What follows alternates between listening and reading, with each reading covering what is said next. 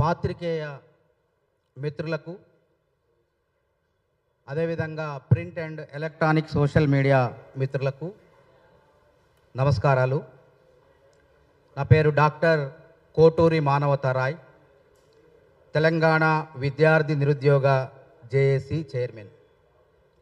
అదేవిధంగా నా పక్కన ఉన్నటువంటి doctor Jagadish, veterinary university assistant professor, fisheries విభాగం నియామకాల్లో జరిగిన అక్రమాల్లో ఉద్యోగం రానటువంటి బాధితుడు. అదేవిధంగా డాక్టర్ షేక్ హుసేన్, నిరుద్యోగ జేఏసీ రాష్ట్ర ఉపాధ్యక్షులు షేక్ హుసేన్, అదేవిధంగా నిరుద్యోగ జేఏసీ రాష్ట్ర ప్రధాన కార్యదర్శి జగన్నాథ్ యాదవ్. ఈరోజు ఇక్కడ ఈ విలేకరుల సమావేశం నిర్వహిస్తున్న ప్రధాన కారణం ఏంటంటే, మొన్న 15వ తారీఖు అంటే ఇదే నెలలో ఆర్ఎస్ ప్రవీణ్ కుమార్ తమ్ముడైనటువంటి ఆర్ఎస్ ప్రసన్న కుమార్ అనేటువంటి వ్యక్తి మా పైన అసత్య ప్రచారాలు, నిందలు వేయటం జరిగింది. 2021 వెటర్నరీ పివి నరసింహారావు వెటర్నరీ యూనివర్సిటీలో అనేక విభాగాల్లో అసిస్టెంట్ ప్రొఫెసర్ల నియామకాలు జరిగినాయి. ఆ రోజు బీఆర్ఎస్ పార్టీ అధికారంలో ఉన్నప్పుడు నేను నిరుద్యోగ జేఏసీ స్థాపించి ఏ విధంగా 10 ఏళ్ళు కేసీఆర్ ప్రభుత్వం పైన, నిరుద్యోగుల సమస్యల పైన, ఈ విధంగా అక్రమ నియామకాల పైన పోరాటం చేసినో మీ అందరికీ తెలుసు. అందులో భాగంగా నాకు అన్యాయం జరిగింది అని చెప్పేసి, మాకు అన్యాయం జరిగిందని చెప్పేసి అదే యూనివర్సిటీ నుంచి చాలామంది నిరుద్యోగులు, డాక్టరేట్లు పూర్తి చేసినటువంటి నిరుద్యోగులు మా వద్దకు యూనివర్సిటీకి వచ్చి మమ్మల్ని సంప్రదిస్తే వాళ్ళు చెప్పిన విషయాలు వింటే మేము నెవ్వెరపోయినాం. అన్ని తప్పుల తడక నియామకాలు, అర్హతలు లేని వాళ్ళకు కూడా మరి అసిస్టెంట్ ప్రొఫెసర్ ఉద్యోగాలు కట్టబెట్టినటువంటి వైనం, ఇవన్నీ ఆధారాలు మొత్తం చూసిన తర్వాత, నిర్ధారణకు వచ్చిన తర్వాత మేము వెటర్నరీ యూనివర్సిటీ నుంచి, ఉస్మానియా యూనివర్సిటీ నుంచి అక్కడికి వెళ్ళి వెటర్నరీ పివి నరసింహారావు వెటర్నరీ యూనివర్సిటీకి వెళ్ళి అక్కడ వైస్ ఛాన్సలర్ రూమ్ ధర్నా కూడా చేసినాం. మేము ధర్నా చేసిన తర్వాత బాలాజీ గుగులోత్ అనేటువంటి ఒక అభ్యర్థి ఫిషరీస్ విభాగంలో అక్రమ పద్ధతిలో అసిస్టెంట్ ప్రొఫెసర్గా నియామకమవుతాడు. అతను ఎట్లా నియామకమైందంటే, ఆ ఉద్యోగానికి ఇతను డాక్టర్ జగదీష్తో పాటు, బాలాజీతో పాటు వేరే వాళ్ళు అప్లై చేసుకున్నారు. ఆ ఉద్యోగం ఎవరికి సంబంధించిందంటే ఎస్టీ మహిళకు సంబంధించిన ఉద్యోగం. అంటే మహిళా అభ్యర్థులు లేనప్పుడు దాన్ని పురుషులకు మార్చుకోవచ్చు, పురుషులకు ఇచ్చే అవకాశం, వెసులుబాటు ఉన్నది. అయితే వెసులుబాటు ఉంటే జగదీష్ నాయక్ను పిలవకుండా ఏకపక్షంగా బాలాజీ నాయకే ఉద్యోగం ఇచ్చారు. ఇతను అప్లికేషన్ తిరస్కరించారు. ఎందుకు తిరస్కరించారంటే, అతనికి నెట్టు ఉన్నది, నీకు యూజీసీ మంజూరు చేసినటువంటి నేషనల్ ఎలిజిబిలిటీ టెస్ట్ లేదు, పత్రం లేదు అని చెప్పేసి ఇతను తిరస్కరించారు. తిరస్కరిస్తే, అరే నాకు తెలియకుండా ఆయన నెట్ ఎప్పుడు సంపాదించిండు, ఎట్టు రాసిండు, పరీక్ష రాసిండు అని చెప్పి ఆయన యొక్క ఆర్టీఐ ద్వారా ఆయన యొక్క నెట్టు పత్రాన్ని బాలాజీ నాయక్, గుగులోత్ బాలాజీ అనేటువంటి వ్యక్తి నకిలీ నెట్ పత్రం పెట్టి ఉద్యోగం పొందిండు. అయితే ఆ ఉద్యోగాన్ని, ఆ పత్రాన్ని చూస్తే అది నకిలీదని తేలింది. నకిలీదని తేలిన తర్వాత ఇది నకిలీదా లేకుంటే నిజమైందా అని చెప్పేసి మేము యూజీసీకి రాయటం జరిగింది, నేషనల్ టెస్టింగ్ ఏజెన్సీకి రాస్తే వాళ్ళు స్పష్టంగా ఏం చెప్పారంటే, ఏది ఇది ఇగో యాజ్ పర్ డేటా ప్రకారం గుగులోత్ బాలాజీది అది నకిలీ సర్టిఫికేట్ అని చెప్పి స్పష్టంగా మాకు రాతపూర్వకంగా నకిలీది అని చెప్పేసి స్పష్టంగా ఆధారాలు ఇచ్చారు.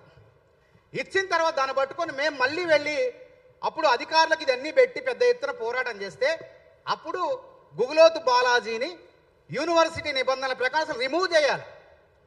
రిమూవ్ చేయకుండా కేవలం సస్పెన్షన్ చేశారు, అంటే సగం జీతం వచ్చే విధంగా సస్పెండ్ చేశారు. అయితే దీనికి అంతటి కారణం ఏంటంటే, మొన్న ఆర్ఎస్ ప్రసన్న కుమార్ ఏం చెప్తారంటే, అసలు నెట్టే అవసరం లేదు, ఈ యొక్క ఉద్యోగాలకి ఫిషరీస్ డిపార్ట్మెంట్లో నెట్టే అవసరం లేదు, మరి నెట్ అవసరం లేనప్పుడు జగదీష్ కూడా నెట్ అవసరం లేదు కదా, ఈయనకు కూడా నెట్ లేదు కదా, మరి ఆయనకి నెట్ లేదు. మరి నెట్ అవసరం లేనప్పుడు బాలాజీ నాయక్ గుగులోత్ అనే ఆయన వ్యక్తి నకిలీ నెట్ సర్టిఫికేట్ సృష్టించి ఎందుకు యూనివర్సిటీ అధికారులకు సమర్పించిండు? మేము ఎక్కడ నుంచి తీసుకున్నాం ఇది? ఈ నకిలీ సర్టిఫికేట్ ఫస్ట్ యూనివర్సిటీ అధికారుల దగ్గర నుంచి తీసుకున్నాం. తీసుకొని యూజీసీకి పంపినాం. ఇది నిజమైందా కాదంటే నకిలీదని తేల్చారు. కాబట్టి కళ్ళ ముందు కనపడుతుంది కదా, చట్ట ప్రకారం ఇది అక్రమం అని కనపడుతుంది కదా. కాబట్టి ఆర్ఎస్ ప్రసన్న కుమార్ మొన్న ఏమంటాడంటే నిబంధనలు అసలు నెట్టే అవసరం లేదన్న, అవసరం లేదు, అందుకే బాలాజీకి ఉద్యోగం ఇచ్చారంట. ఈ విధంగా అక్రమాలు చేసి అబద్ధాలు ఆడుతున్నాం. అసలు మేమేమంటున్నామంటే మేము పోలీస్ స్టేషన్లో కూడా ఫిర్యాదు చేసాం. ఆ రోజు బీఆర్ఎస్ ప్రభుత్వం రాజేందర్ నగర్ నేను కూడా వెళ్ళాను. ఆ సిఐ గారిని కలిస్తే తిరిగి తిరిగి జగదీష్ చెప్పులు అరిగినాయి, నా చెప్పులు అరిగినాయి. అసలు కేసు నమోదు చేస్తారా చేయరా అని చెప్పరు. ఈలోపు ఫిర్యాదు కూడా చేసినాం. ఏ డేట్న ఫిర్యాదు చేసినాం? 31/5/2022 15:47కు ఫిర్యాదు చేసినాం. ఈ ఫిర్యాదు ఇప్పటికీ ఉన్నది. మళ్ళీ దీన్ని తిరగదోడతాం, మేము వదిలిపెట్టాం. ఎందుకంటే మా వ్యక్తిత్వాన్ని హన్నం చేసే విధంగా, మా ప్రతిష్టకు పరువుకు భంగం కలిగించే విధంగా ఆర్ఎస్ ప్రవీణ్ కుమార్ తమ్ముడు ప్రసన్న కుమార్ మొన్న ఇక్కడ నా పైన ఆరోపణ చేయడం జరిగింది. ఏమన్నాడంటే ఈ జగదీష్ అనే వ్యక్తి నాకు అమౌంట్ ఇస్తే నేను పోయి దాన్ని ప్రోగ్రామ్ చేసిన కార్యక్రమం ఫిర్యాదు చేసి బాలాజీ నాయక్ జీవితాన్ని ఆగం చేసిన అని చెప్పి ఆయన మొన్న మాట్లాడటం జరిగింది. కాబట్టి నాలాంటి వ్యక్తికి, అదేవిధంగా బాలాజీ పాపం జగదీష్ లాంటి ప్రతిభావంతుడైనటువంటి నిరుద్యోగి డాక్టరేట్కి అవమానకరంగా మరి ఆర్ఎస్ ప్రసన్న కుమార్ మాట్లాడింది. కాబట్టి తప్పకుండా మేము ఒకటే చెప్తున్నాం, ఆర్ఎస్ ప్రసన్న కుమార్ నువ్వు వారం రోజుల్లో మాకు బహిరంగంగా రాతపూర్వకంగా కానీ లేకపోతే నువ్వు ఎట్లా మెసేజ్ ద్వారానో ఎట్లా పంపుతావో క్షమాపణ చెప్పాలి. లేకపోతే చట్టాలు ఉన్నాయి. బిఎన్ఎస్ భారత న్యాయ సంహిత ఉన్నది. న్యాయ సంహిత ప్రకారం తప్పకుండా మేము పోరాటం చేస్తాం. భారత న్యాయ సంహిత బిఎన్ఎస్ చట్టం 336 ప్రకారం ఏ వ్యక్తి అయినా, పాత కాలంలో దీన్ని ఏమైనా ఐపీసీ అనేది, ఇండియన్ పీనల్ కోడ్ అనేది, ఇప్పుడు బిఎన్ఎస్ 336 ప్రకారం 7 ఏళ్ళు జైలు శిక్ష పడుతుంది. ఎవరైనా నకిలీ సర్టిఫికేట్ తయారు చేసి ప్రభుత్వాలను కానివ్వండి, కేంద్ర ప్రభుత్వాన్ని కానివ్వండి, విశ్వవిద్యాలయాన్ని కానీ మోసం చేసి ఉద్యోగం సంపాదిస్తే 7 ఏళ్ళు జైలు శిక్ష, అతను ఉద్యోగం నుంచి కూడా తీసేయాలి. కానీ యూనివర్సిటీ అధికారులు ఓన్లీ సస్పెన్షన్ మాత్రమే చేశారు. అదేవిధంగా ఈ ఆర్ఎస్ ప్రసన్న కుమార్ మా పైన ఆరోపణలు చేసిండు కదా, పాపం ఆయన తెలిసి చేసిండో తెలియక చేసిండో మొత్తం తప్పు చేసిండు. మాలాంటి వ్యక్తుల యొక్క వ్యక్తిత్వాన్ని కించపరిచిండు, అవమానపరిచిండు. కాబట్టి మేమేం చేస్తున్నామంటే తప్పకుండా అతని పైన డిఫామేషన్, సివిల్ డిఫామేషన్ కేసు, అంటే సివిల్ డిఫామేషన్ కేసులో మాకు పరువుకు భంగం కలిగింది, దాదాపు ₹1 కోటి నష్టపరిహారం వేస్తున్నాం. తప్పకుండా వారం రోజుల్లో ఆయన స్పందించకుండా మాకు సమాధానం చెప్పకపోతే, లేకుంటే ఆధారాలు చూపించాలా, నాకు ఈయన అమౌంట్ ఎట్లా ఇచ్చిండు, ఏ విధంగా ఇచ్చిండు చెప్పాలా. మళ్ళీ అంతేకాకుండా మేమంట యూనివర్సిటీ నుంచి పోయి అక్కడ ధర్నా చేసిన వాళ్ళం పెయిడ్ బ్యాచ్ అని చెప్పి ఆయన స్పష్టంగా వీడియోలో మాట్లాడి, మన ఇదే ప్రెస్ క్లబ్లో మాట్లాడిండు. కాబట్టి ఈ ఆధారాలన్నీ కనుక చూపెట్టకపోతే తప్పకుండా చట్ట ప్రకారం మేము చర్యలు తీసుకుంటాం. అయితే బాలాజీ నాయక్ ఏంటంటే ఆయన కోర్టుకు పోయిండు. మేము కోర్టుకు పోయేసరి ఆయన హైకోర్టును ఆశ్రయించేసరికి మేమేం చేసినాం, ఇక మాకు న్యాయపరంగా చర్యలు తీసుకోవడానికి ముందుకు పోవడానికి అవకాశం లేదు. అది కోర్టులో తేలిందాక, జడ్జిమెంట్ ఏమొస్తుందని వేసి చూసిందాక తర్వాత చర్యలకు మేము పూనుకుందామని చెప్పి అనుకున్న తరుణంలో ఇటీవలే జస్టిస్ ఆయన జడ్జి గారు, మరి సింగిల్ జడ్జి గారు ఒక తీర్పు ఇవ్వటం జరిగింది. ఆ విజయసేనారెడ్డి గారు తీర్పు ఇచ్చారు. సరే, ఆ కోర్టు తీర్పును మేము గౌరవిస్తున్నాం. కానీ ఆ కోర్టు మా యొక్క వాదనలు వినలేదు పూర్తిగా.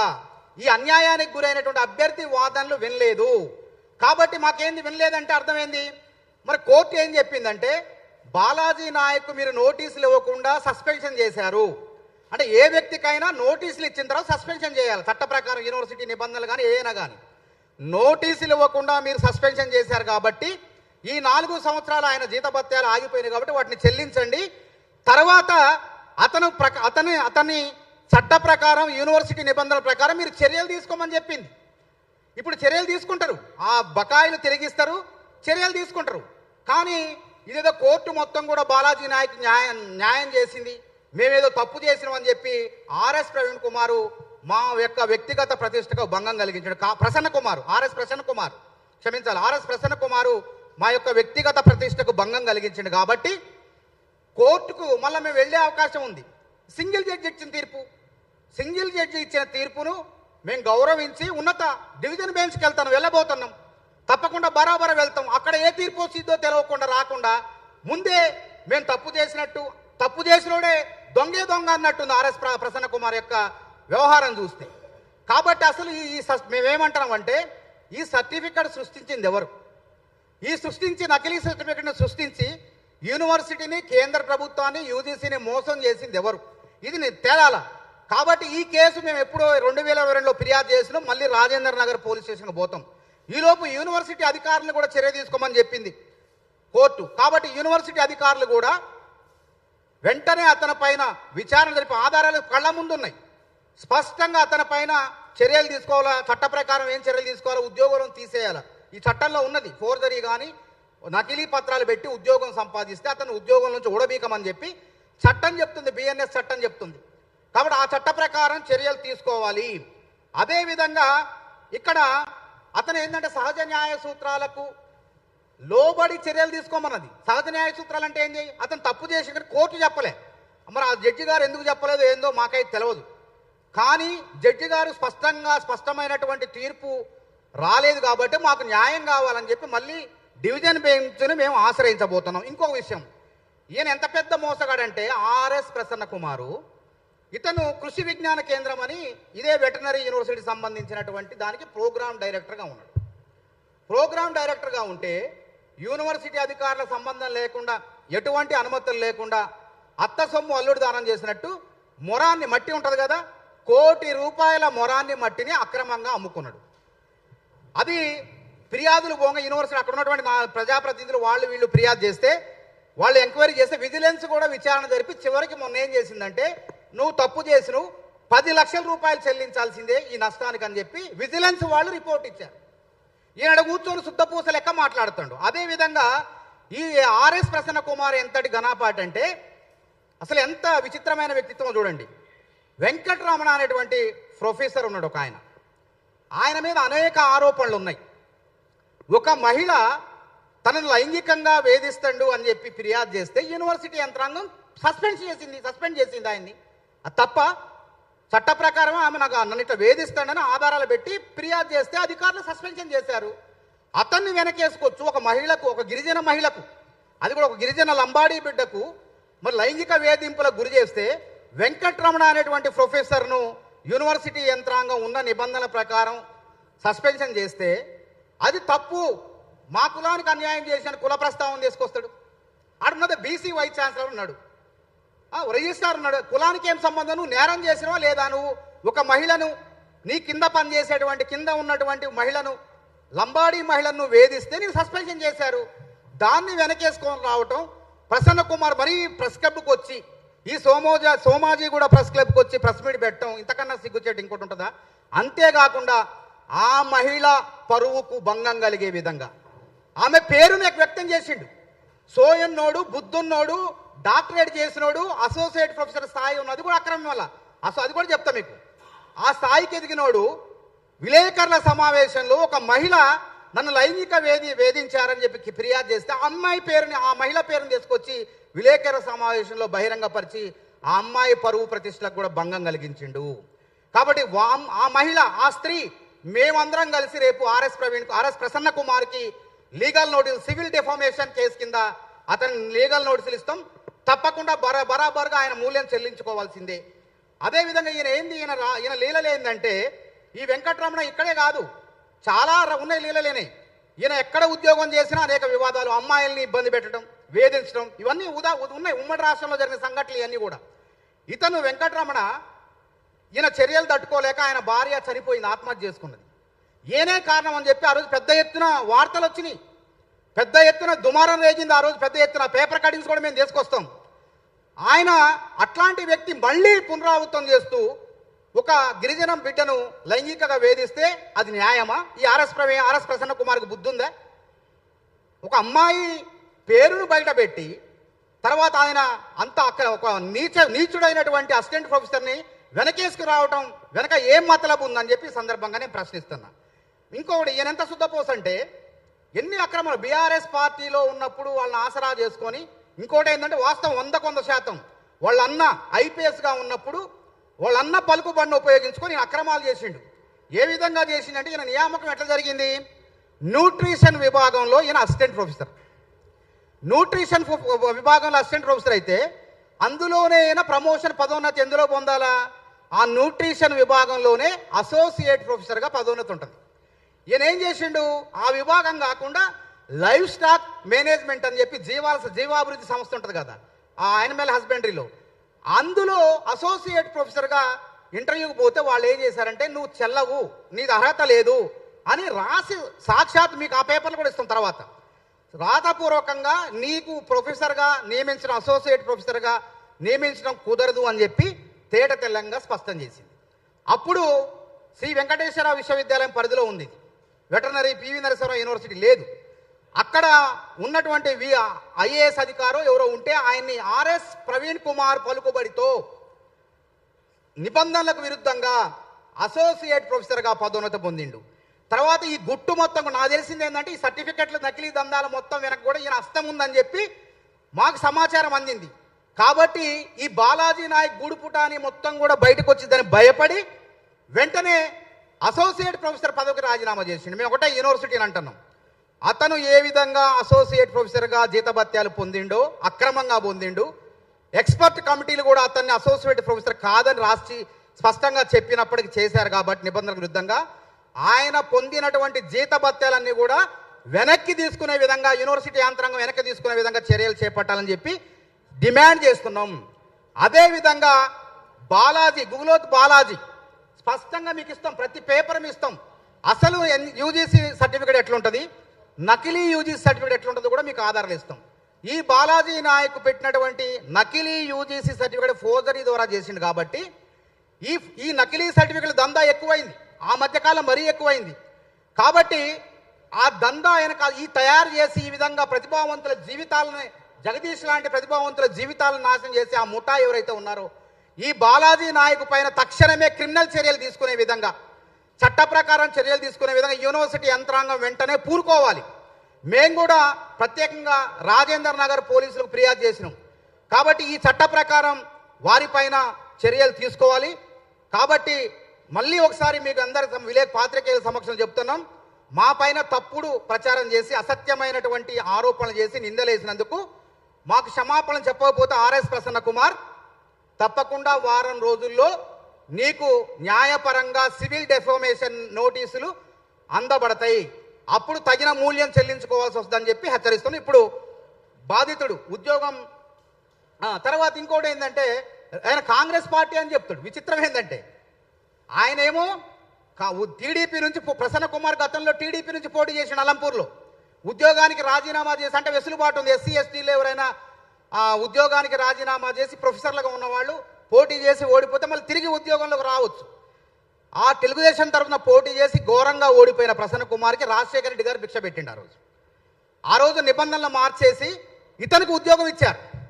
ఉద్యోగం ఇస్తే ఆ విశ్వాసం కూడా లేకుండా ఈయన తిన్నింటి వాసాలు లెక్కబెట్టి యూనివర్సిటీ మొత్తాన్ని ఆగం చేయటం మొదలుపెట్టిండు.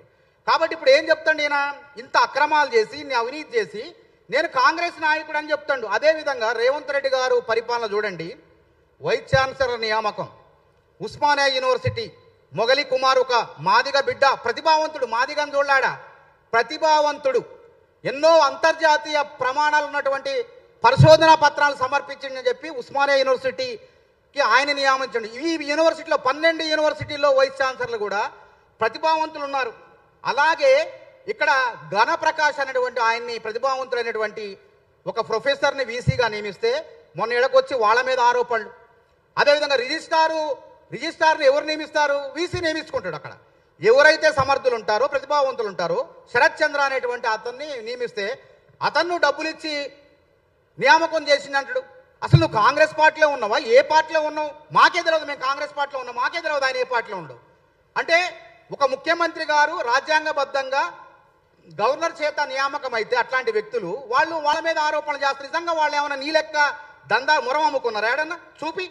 అట్లాంటివి కాకుండా ఇంకో విషయం ఏంటంటే తెలివి తక్కువ అంటే ప్రసన్న కుమారు, మేము 12-20 మంది పోయి ధర్నా చేస్తే మా మీద ఆర్టీఐ పెట్టిండట.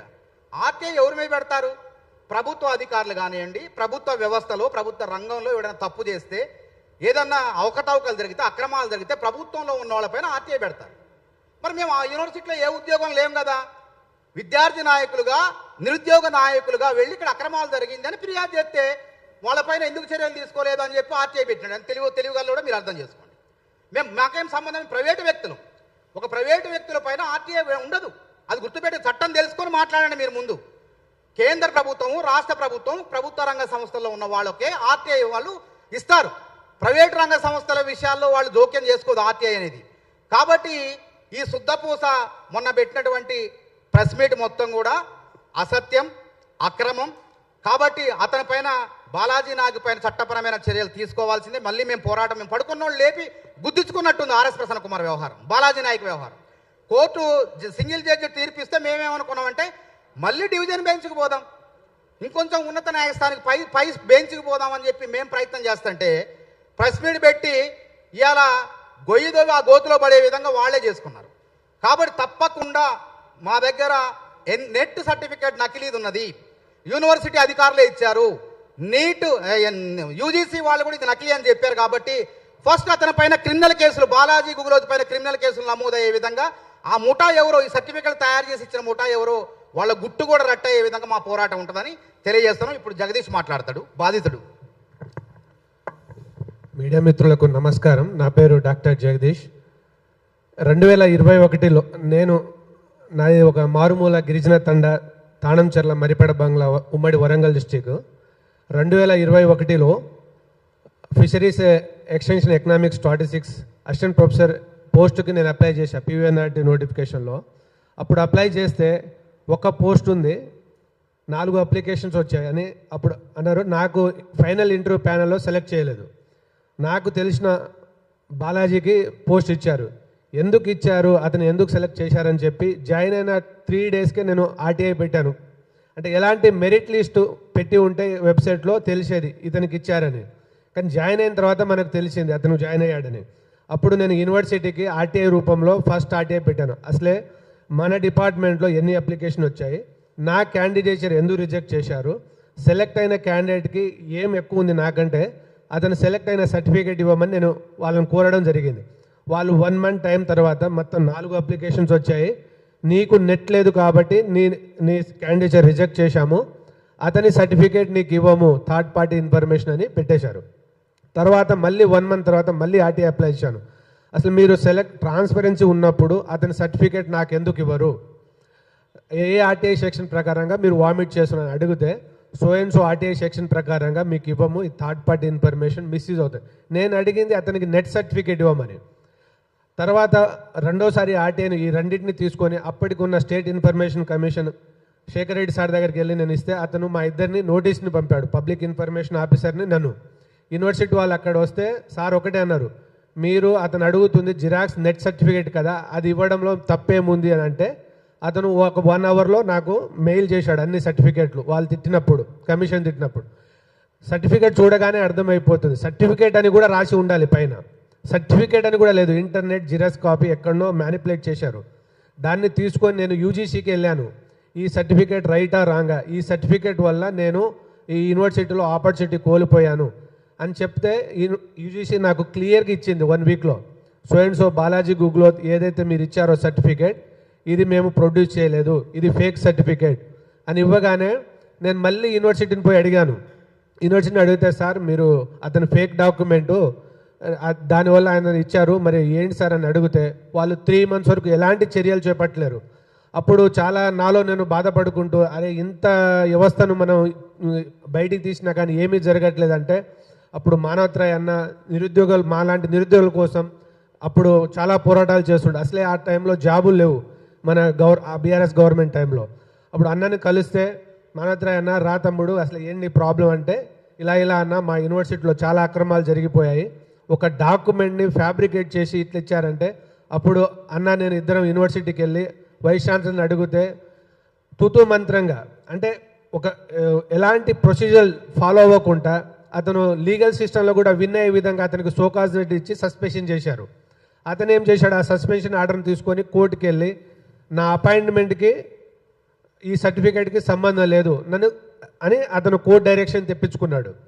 మేము కూడా మళ్ళీ కోర్టుకి వెళ్ళి ఇవన్నీ ఫైట్ చేస్తుంటే మొన్న సింగిల్ మేనేజ్మెంట్ ఆర్డర్ని కూడా మిస్మేనేజ్మెంట్ చేస్తున్నారు. ఏంటంటే సింగిల్ జడ్జ్మెంట్ అతని కొనసాగిస్తూ ప్రొసీజర్ ఫాలో అవ్వమని చెప్తుంది. ఫాలో అయ్యి ఇతని మీద మళ్ళీ చర్యలు తీసుకోమని కూడా చెప్తుంది కోర్టు. దాన్ని వాళ్ళు మొన్న ప్రెస్ మీట్ పెట్టి నేనేదో మానవత్రాయ్ అన్నకు డబ్బులు ఇచ్చి ఆయన మీద కక్ష సాధింపు చర్య చేసిన అన్నట్టు ప్రసన్న కుమార్ సార్ ఏదైతే మాట్లాడారో అది చాలా చట్ట విరుద్ధం. ఎందుకంటే ఎలాంటి ఆధారాలు లేకుండా నా స్థాయి ఏంది, నేను అన్నకు డబ్బులు ఇవ్వడం ఏంది, నాకే డబ్బులు లేకుండా ఎన్నోసార్లు అన్న డబ్బులతో వచ్చి ఖర్చు పెట్టుకొని ఇవి చేశాడు. ఈవెన్ ఛాయ్ తాగించలేని స్థితిలో ఉండేటోని నేను అప్పుడు. అలాంటి నన్ను ఇంత నిరూపమైన ఆధారాలు చేసిన ప్రసన్న కుమార్ సార్ని మాత్రం డెఫినెట్లీ చట్టపరమైన చర్యలు మేము తీసుకుంటాము. ఇప్పుడున్న యూనివర్సిటీ అధికారులు ఏదైతే ఇలాంటి ఫేక్ వీటన్ని మీద చాలా సీరియస్గా వర్క్ చేస్తున్నారో దీన్ని కూడా వాళ్ళను మ్యానిపులేట్ చేయడానికి వాళ్ళ మీద నిరూపమైన ఆధారాలు చేసి వాళ్ళను భయభ్రాంతులకు గురి చేస్తున్నారు. అందుకే మీడియా మిత్రులు కానీ నిరోధ చేసి అన్న నేను కోరుకునేది అంటే గవర్నమెంట్ తరఫున ఈ ఫేక్ నకిలీ మూటను చాలా సీరియస్గా మీరు ఏదైనా రెగ్యులేషన్ పాస్ చేసి వీళ్ళ మీద చర్యలు తీసుకునేలా చేయండి. ఎందుకంటే విశ్వవిద్యాలయంలో యూనివర్సిటీకి ఎందుకు వెళ్తాం, చదువుకోవాలి, సర్టిఫికేట్లు సంపాదించడానికి. అక్కడే ఫేక్ డాక్యుమెంట్తో వెళ్తుంటే సమాజానికి ఏం మెసేజ్ ఇస్తారనేదే మీ ద్వారా యూనివర్సిటీని ప్రభుత్వాన్ని అడుగుతున్నాను. Thank you. ఫ్రెష్గా ఇప్పుడు నా ప్రేయర్ ఏంటంటే నోటిఫికేషన్ ప్రకారంగా మీరు నెట్ మ్యాండేటరీ అన్నారు. సరే ఇద్దరికి నెట్ లేదు కాబట్టి అతన్ని టర్మినేట్ చేసి నోటిఫికేషన్ రద్దు చేసి మళ్ళీ సేమ్ రోస్టల్ పాయింట్లో అదే కమ్యూనిటీకి చెందేలాగా అడ్వర్టైజ్మెంట్ చేసి ఎవరైతే ప్రతిభావంతులు ఉన్నారో నాకు ఇవ్వమని నేను అడగాలి. నాలాంటి 100 మంది ప్రతిభావంతులు ఉండొచ్చు. ప్రతిభావంతులకు సెలక్షన్ ప్రాసెస్ చేయాలని మీ ముఖంగా నేను ప్రభుత్వాన్ని డిమాండ్ చేస్తున్నాను. Thank you.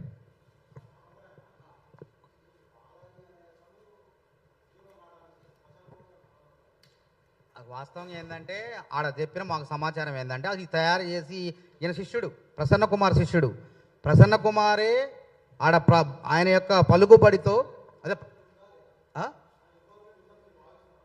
అంటే అర్థం అదే వెనకేసుకొచ్చి ప్రెస్ మీట్ పెట్టిన అర్థమైంది. ఇప్పుడు నేను వచ్చిన ఈ బాధితుల తరఫున పోరాటం చేస్తున్నా, నేను సిద్ధం, దేనికైనా సిద్ధం, నిరూపించంటాను. నీ పాత్ర ఉన్నది ఇందులో. ఆ ఉద్యోగం దగ్గర నుంచి అసలు యూనివర్సిటీ మొత్తాన్ని కూడా వీళ్ళ చేతిలో పెట్టుకున్నారు. అప్పుడు ఈ అన్నదమ్ములు ఇద్దరు కలిసి ఆగం చేశారంటాను నేను. వాస్తవం అంటే ఆరోపణ కాదు, ఈ వాస్తవాలు ఇవి. కాబట్టి ఆయన ఏ విధంగా ఆయన నియామకం న్యూట్రిషన్లో అసిస్టెంట్ ప్రొఫెసర్, మరి లైఫ్ స్టాక్ మేనేజ్మెంట్ అనేది ఇంకో విభాగం. అది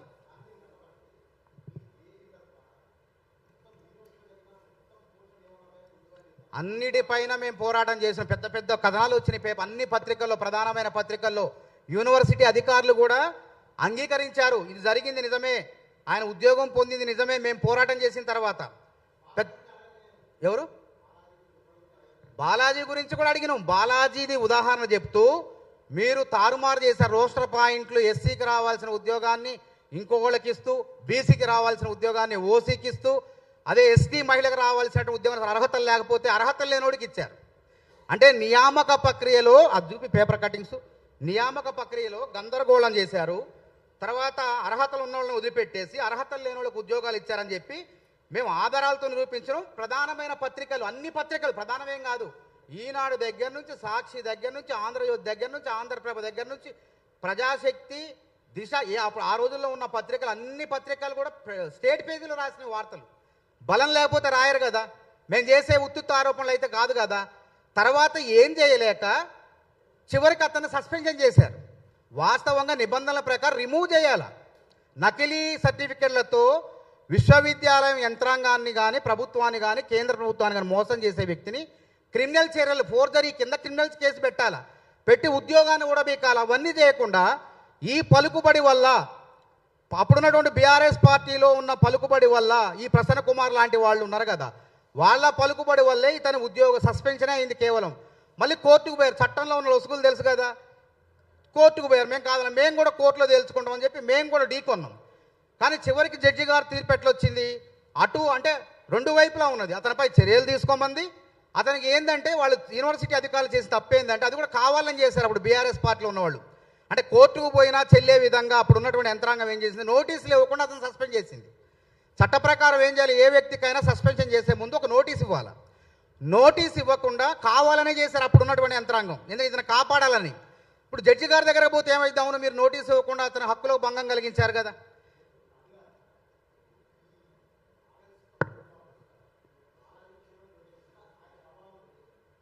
ఇప్పుడు అది మేమేమంటున్నామంటే బాలాజీ నాయకుని అరెస్ట్ చేసి విచారణ జరిపితే ఆ సర్టిఫికేట్ ఎట్లా తయారైంది, ఎక్కడ తయారైంది, ఏ మూటా దీని వెనక్కున్నది అని తీగలాగితే బాలాజీ నాయక్ తీగలాగితే డొంకంతా కదులుతుంది కదా, ఇంకోటికి ఇట్లా కాదు కదా, అన్యాయం కాదు కదా, ప్రతిభావంతులకు అన్యాయం జరగదు కదా, అది మేము అడిగేది.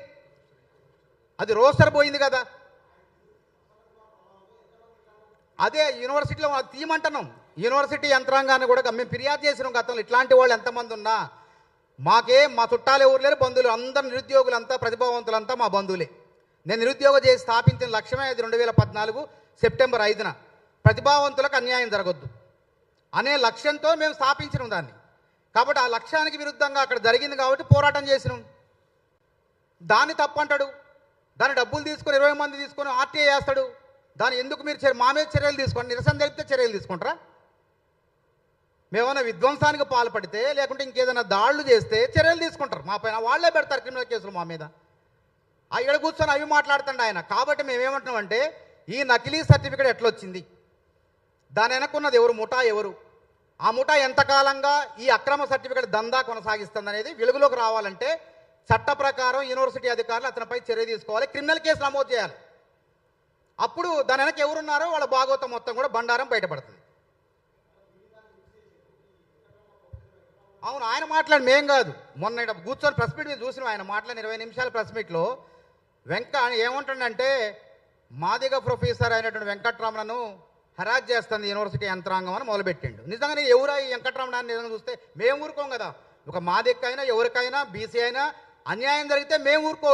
నిజంగా నేను అన్యాయం చేసిందని చూస్తే అసలు ఆయన లీలలు మామూలు కాదు. అన్నీ ఆడవాళ్ళని వేధించిన కేసులే ఉన్నాయి ఆయన మీద. ఇప్పుడు ఒక మహిళ కంప్లైంట్ ఇచ్చింది కదా, ఫిర్యాదు ఇచ్చింది కదా, నేనైతే పోలేక అక్కడికి.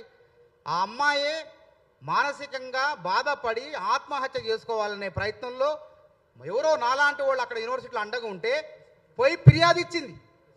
ఫిర్యాదు చేస్తే అధికారులు స్పందించి చర్య తీసుకున్నారు. వాస్తవం కాదా అది? నీ మీద ఏం లేకపోతే ఎందుకు చర్య? వీడియో రికార్డు ఒకటి ఉంది, ఆయన వినిపి ఒకటి, ఇక మీకు తప్పదు మేము కూడా వినిపిస్తాం ఒకటి. ఏమంటాడంటే ఒక ఆడియో రికార్డు ఒక మహిళతో ఒక ప్రొఫెసర్ ఎట్లా మాట్లాడాలండి అది వినిపి, ఇక మీడియా మిత్రులకు తెలవాలి. అది మేము సృష్టించింది కాదు, ఆయన రికార్డు, ఆయన వాయిస్ అది, మళ్ళీ అందులో కాదు, మేము ఏ శిక్షకైనా సిద్ధం. అది ఆయన ఏమంటాడంటే అంటే మహిళల్ని వేధించటం, లొంగబరుచుకోవటం, ప్రొఫెసర్ అనే పదవి పెట్టి ఈ విధంగా అరాచకాలకు పాల్పడతారు. ఆ వెంకట్రమణని ఎందుకు వెనకేసుకొచ్చిండేనా? ఇట్లాంటి ప్రతిభావంతుడు జగదీష్ ఇట్లాంటి వాళ్ళకి అన్యాయం జరిగింది, ఇతనికి రావాల్సిన ఉద్యోగం ఇంకోటికి వచ్చింది అని పోరాటం చేస్తే నిజంగానే అందరూ అభినందించేవాళ్ళే. అరే అమ్మాయికి వేధింపుల కేసు పెట్టి నాకు అన్యాయం జరుగుతుందని కంప్లైంట్ ఇస్తే అది తీసుకొచ్చిండు. ఎంత అమ్మాయి పేరు బహిరంగంగా మాట్లాడొచ్చా అండి? మీకు తెలుసు కదా, పాత్రికేయులు మీరు బహిరంగ 3-4 సార్లు ఆ మహిళ పేరు మాట్లాడిండి. ఇక్కడ తెలుసా అసలు ఆయనకి బుద్ధి ఉన్నదా, సోయి ఉన్నదా? కాబట్టి ఇది కూడా ఆ మహిళను అవమానించడానికి మేము ముగ్గురం కలిసి కూడా రేపు పరువు నష్టం దావా వేస్తాం. బరాబర్ ₹1 కోటి పైన వేస్తాం.